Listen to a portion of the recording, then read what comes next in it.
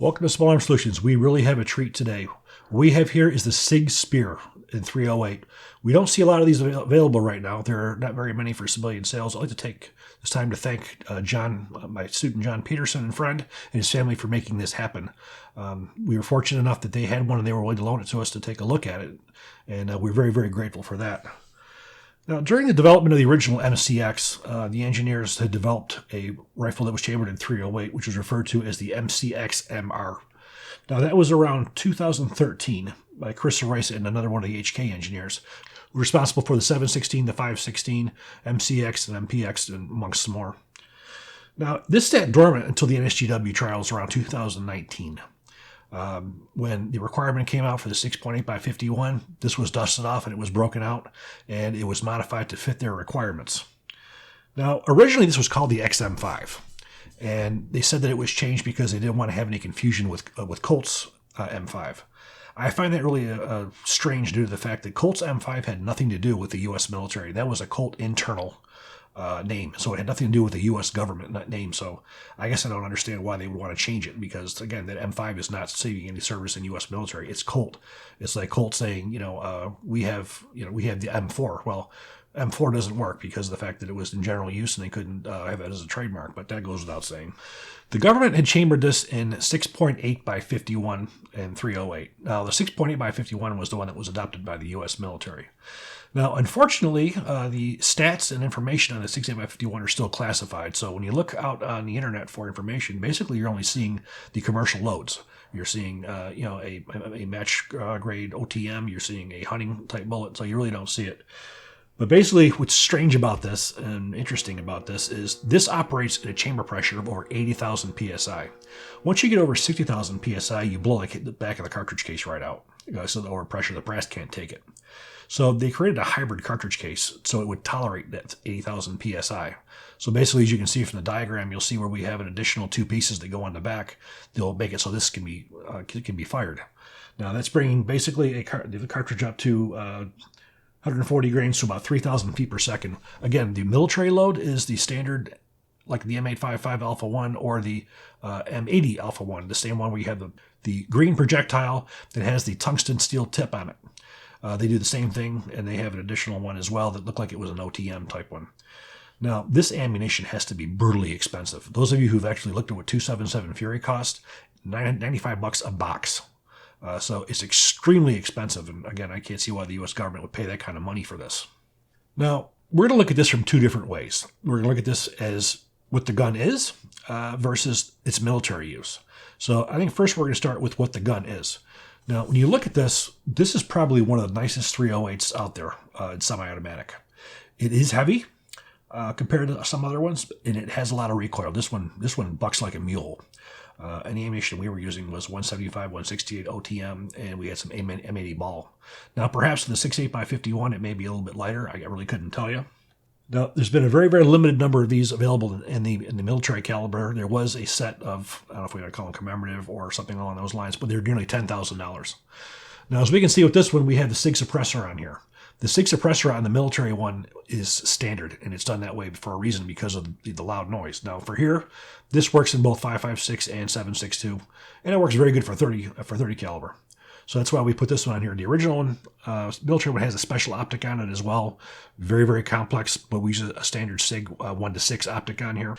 And the MSRP on this is $4,999. And my guess is they're probably going for even more because of the actual cost of them. So going over some of the stats, you're looking at this one particular one, 7.62x51 NATO.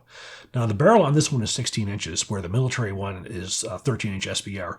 Both of them, this is the exact same can the military is using. The one they have is painted flat dark earth.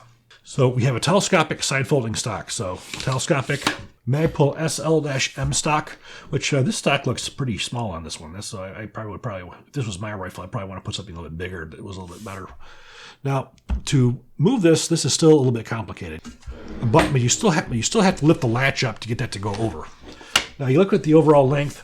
You have 35 inches overall with the folded 25 inches. Now, I believe that's still this one here. That's a little bit shorter for the military one. The lower receiver is 7.62x aircraft grade aluminum. The top is made from an extrusion. This is actually two pieces. You have the upper receiver here, then you have the handguard. Now, some of the really nice features on here is, first off, you have a fully ambidextrous bolt catch and release. This is something that was on the original ones that you did not have. You have a much oversized magazine release. You have a good size safety on here. And you have basically a Sig pistol grip. This looks sort of like a Magpul one, but I believe it's Sig's own. Now, the weight without a can is 8.6 pounds. You add the can onto it, and the optic, you're looking at around 10 pounds. So this is a heavy rifle. So now looking at the other controls on here, you do have the T-handle on here as well, but when you flip it over, you also have a side charging handle. Now, after you pull it back, you want to make sure you return it forward and it engages. If not, you're going to have a problem with your finger on here. And also, if it's not latched forward, that may reciprocate once. It could be a problem. So you always want to make sure that's locked in place. Now, to release it, you can either use the ping pong paddle, or we could go over here and we can use the right side ambidextrous. And that works quite well. Now, you have a height of about 8 inches on this thing. Again, the barrel, 4150 chromoly steel. Sig does not really go into a lot of details on their materials of their barrels or on their handguards. They basically will say just alloy. So, all I can do is guess, and I don't want to guess for you guys, so I'm not really going to say anything. So I think we're going to go a little bit closer to this thing and take it apart and see how it looks. Now, I want to tell you guys ahead of time, this particular rifle is very difficult to get apart. I'm guessing that the back of this receiver was a little cut undersized, so I had great difficulty getting the carrier out of the back, but we're just going to see how this goes. Now, it hasn't been fired, about 150 rounds, so maybe some things got loosened up. So let's see how it works. Now, the magazines that it comes with is a general PMag, but if you look at the military NSGW, it utilizes a Lancer magazine. So again, for disassembly, we have disassembly front and rear pivot pins.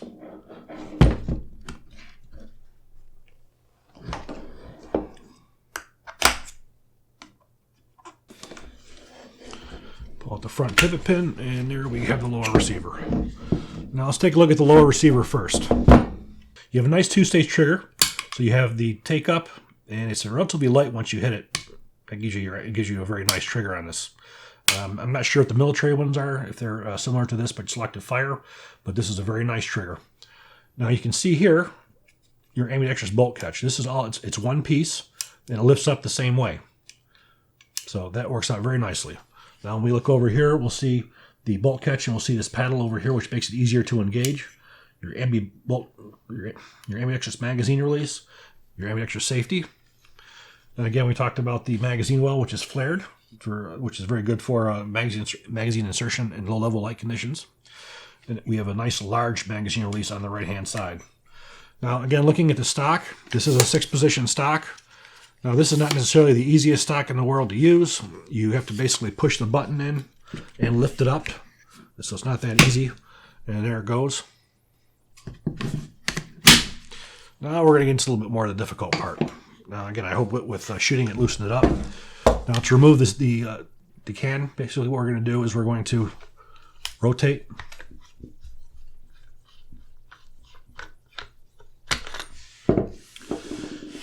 So what we're going to do now is we're going to remove the bolt carrier group. So what we have to do is on the back here, you have a recoil spring. Basically, you have to push that in, pull that down, and now we can remove the recoil spring. So now the bolt carrier group. We do have to use the charging handle for that to come out. Now shooting it got it to be a little bit looser. And we have the charging handle now. Now we're going to take a look at the bolt carrier group. Now to remove the operating rod, this is a short stroke piston. You're going to see when we take out the piston, so that you have a short stroke piston. You have a piston that's in here, and that's what impacts here. So this is not long stroke. You slide this out like a dog leg.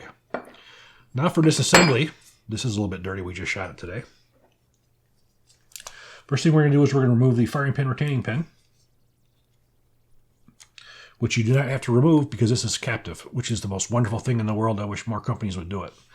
Now, you have to have a tool to do this, or you have to have a bullet tip. Now, this makes it a little bit difficult for a soldier who probably in garrison, it's not going to have access to ammunition, so they're going to have to use a little bit something different.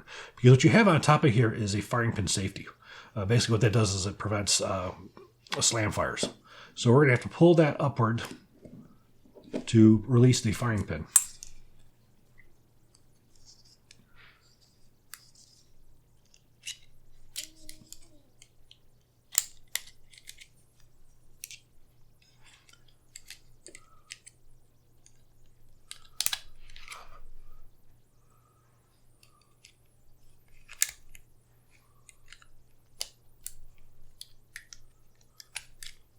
So we're pulling that firing pin out.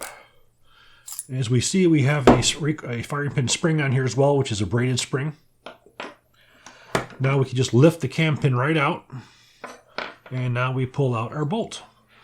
Now, as you can see, this is all proprietary to this particular weapon. You do have a regular, 6 lug, but you also, as you can see here, you can have dual ejector springs. Now, when you have a higher cyclic rate in a gun like this, you want to have the dual recoil springs because that helps get that cartridge case out of there much quicker than a single one. It launches your brass into another zip code, but it still does it. Next thing we'll do is we'll remove the extractor.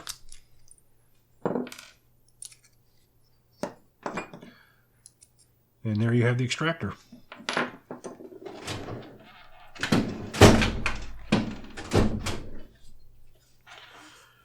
So when we look at this, very, very well made.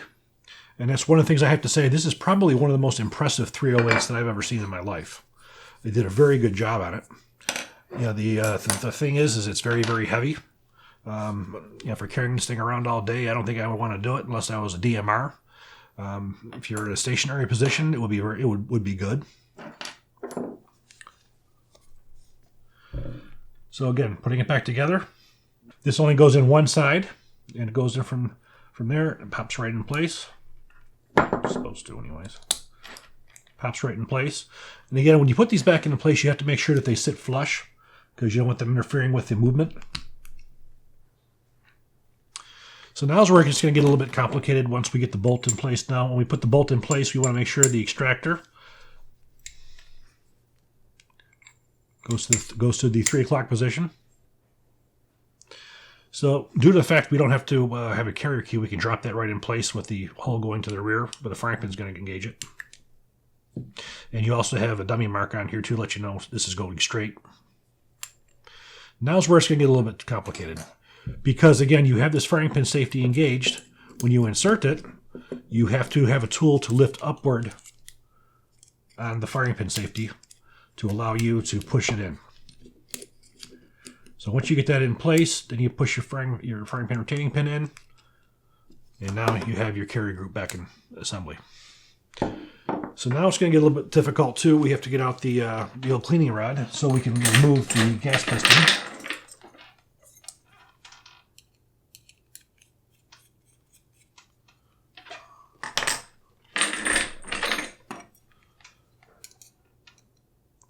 Now the removal of this gas piston is very stiff, and you're going to see when we pull that out because you have some gas rings on there, and those gas rings make it a little bit difficult. Now taking a look at this, you can see we have a 2-position gas valve. We have one side suppressed, one side unsuppressed. Now the interesting thing is on the light, your suppressed and unsuppressed is one setting, and your other setting is adverse. So with this one, you do have actually 2 settings. So to remove. So we rotate until she comes right out.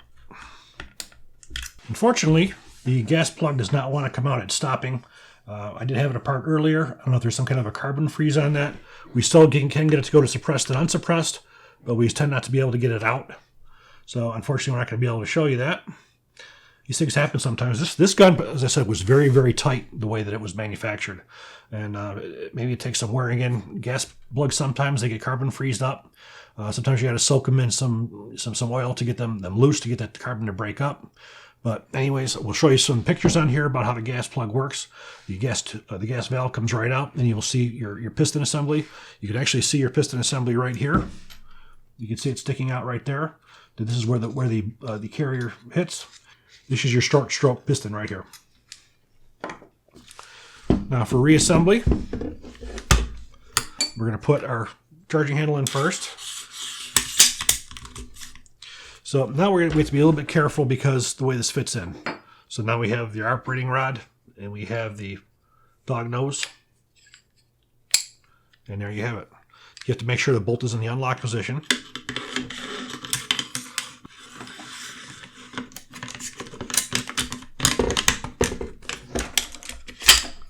Right in like so. Push it all the way in. Yeah, this rifle here, once it gets back to about here is when this gets really, really tight. Now, I don't know if this is a manufacturer's defect because most of the ones I've seen other guys work on, everything just pops in and out. This is not, it doesn't go back this far when it's operating. But here we go. And we take our operating spring.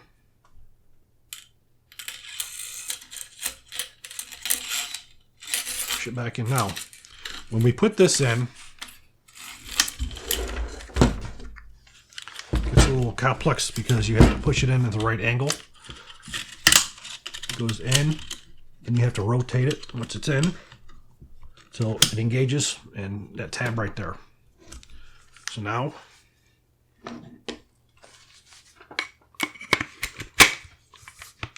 we drop our pivot pin in place. Now this has an Accu wedge in there to help this thing stay tight. There you have it. Now as you can see, we do have a forward assist on here. We do have a fire cartridge case deflector, and also, if you can see, we have a vent hole on here. Normally with an external piston gun, you don't need any vent holes because the gas doesn't come back here. However, once you put a sound suppressor on it, it does, so that gas comes back, and this basically allows that gas to go forward. Again, to put your suppressor back on. So we have the suppressor on, and now we rotate this over to the suppressor setting, and we're good to go. Now, as a sporting rifle, this is a very nice rifle. Now, this gun shot sub-MOA force .98 with Sig 175 grain OTM. So it does shoot well, but I will say it bucked like a mule. Now, I think for feature, it's probably one of the best on the market. But now let's talk about its use for a soldier. Now, that's a whole different ballgame when you talk about how good a gun is in doing its job versus what's going to happen with a soldier in the field. To me, I would not want to carry this in the field. This is way too heavy. I imagine the M7 in 6.8x51 has a little bit lighter of a recoil because it's a lighter round, but it's also 8,000 PSI. Now, what are we losing here? For an individual soldier, you basically are decreasing his firepower from about 210 rounds to about 140 for the same combat weight. That's a significant number of rounds that you lose. Plus, you're using a 20-round magazine versus a 30-round magazine. So now we have a decrease in combat load. Second of all, for use in an urban environment where you're dealing with close quarter battle, you have to have the suppressor on this or it's going to blow your eardrums right out. Now we're talking about ambushes. This is where this is truly, truly a problem. When you see the range footage, you will actually see how this recoil is on me. This is extremely heavy recoil on single shot. If you were to flip this thing on fully automatic and try to saturate an area with controlled full automatic fire, you're not going to do it. You're going to get maybe one or two shots on target. This thing's going to become an anti-aircraft gun. So in order to win an ambush, you have to get out a higher volume of accurate suppressed fire. This gun is not capable of doing that. Now, we look at the justification. The justification is body armor. Well, we have to be a little realistic here, too. You're asking a question about a problem that has never existed for the United States military. Every battle that we've been in, whether it's Afghanistan, Iraq, and anywhere we've been in the world, we have never encountered body armor that you couldn't defeat with an M855 Alpha 1 or an M995 AP. That high-quality body armor that they talk about that exists, it's not around. Maybe the Chinese military has it, I don't know, but from what we see with the Russians and the Ukraine, they don't have it. We don't see it anywhere in the Middle East, the Afghans, the Iraqi, Taliban. Nobody had that kind of armor. So what are we giving up for a what if? I think we're giving up quite a bit. We're decreasing the individual firepower, we're decreasing the unit firepower, we're decreasing the availability to win meeting engagements. This is why we got rid of the M14 in Vietnam, because an M14 could not compete against an AK-47. We're back to the same thing with this gun. This gun took us for an infantry rifle back. Now again, for something else, a DMR, they could make very well use of this for longer range. They're trained for the recoil. They're trained how to use the optic. It could be a very good thing. When this gets in the hands of the regular soldiers, I think this is going to have the same fate that the Mark 23 did. The Mark 23 pistol, or cruiser pistol, was designed to do exactly what SOCOM wanted it to do. Well, the problem is, what SOCOM wanted it to do versus what the Special Operations Command operators would do was totally different. They looked at this thing, it's nice, it's a boat anchor. They went back to their more compact guns, so it just sat in the armories. I think the fate of the M7 is going to be the exact same thing. I see relatively few being bought, and I see it being used as a DMR role. I don't see it replacing the M4. This whole concept, I think, was pretty much flawed. The ability to make an individual soldier into a sniper with this highly complicated optic, with you have to have batteries in it to get your range finding and stuff. That's not going to happen. Again, this argument about the body armor, it doesn't exist. We don't have it to make to decrease your firepower and to give you a very heavy gun like this over what could happen when it hasn't happened yet. I think is a very poor way to approach this. Not talking about ammunition. As I told you, the Sig 277 Fury is $95 a box. That cartridge case is significantly expensive, putting 2 pieces of steel on the back of it. So you've massively increased your cost of ammunition, and you're not really getting that great of a performance increase if you look at the weight and what it is. Barrels. Barrel life, they're saying, is 12,000 rounds. Well, an M4 will get you between 15 to 20,000 rounds. Now, they say with this, that's on semi-automatic. You put it on fully automatic, I've heard everything from a half-life to up to 1,000 rounds if you were just to fire fully automatic with a 6.8x51. Of course, everything about this gun is still classified, so if you try to find out anything on testing, you're not going to find it. You can't find any specifications on the 6.8x51. It doesn't exist. You can see the specifications for the commercial ammunition, but that's totally different. So, overall, I think this is a very nice rifle for commercial use, for DMR use. For what it was intended for, I do not think this is the way to go. Again, the cost here, you're looking at $5,000 without the optic and without the suppressor. Suppressor, you can probably add at least another $1,000 on. And the scope, I'm not sure what that costs, the military issue scope. So I think overall, you're probably looking at least a $7,000 to $8,000 gun when this is all decked out with the equipment that it does. Now, think of an M4, $600. So basically, you're getting almost 2 per 1,000. So you're looking at 2, 4, 6, 8, at least 8 to 10 M4s for the cost of one of these. And again, the M4 is going to be lighter. One of the things we have not discussed and had anybody talk about for as far as penetration is they're talking about M855 Alpha 1 or M855. What about the M995? If you want armor piercing capability, the M95 is the way to go. I've seen and I've tested that on many occasions on steel that will go through material that the M855 Alpha 1 will not. It's a much better cartridge. So why aren't we talking about using that improved cartridge? Also, this platform is very good in the light.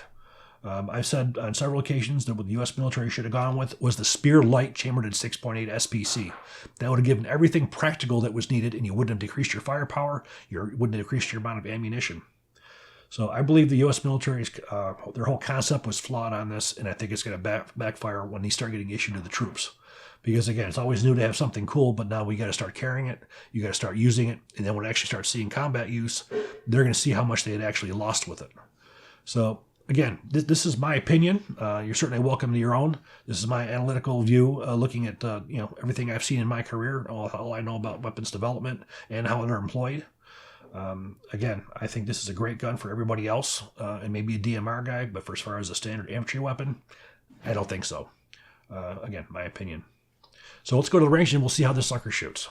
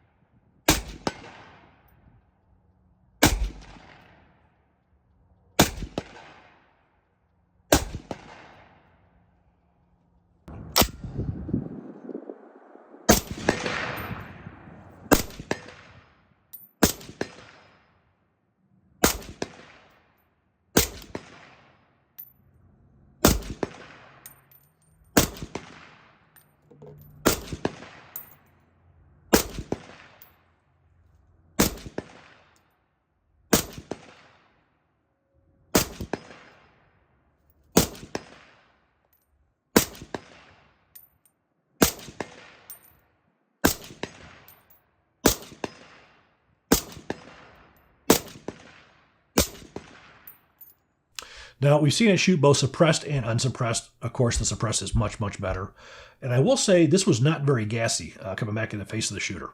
With the suppressor that I had on here, plus the internal piston system and the way that it's designed, I'm actually rather impressed with it.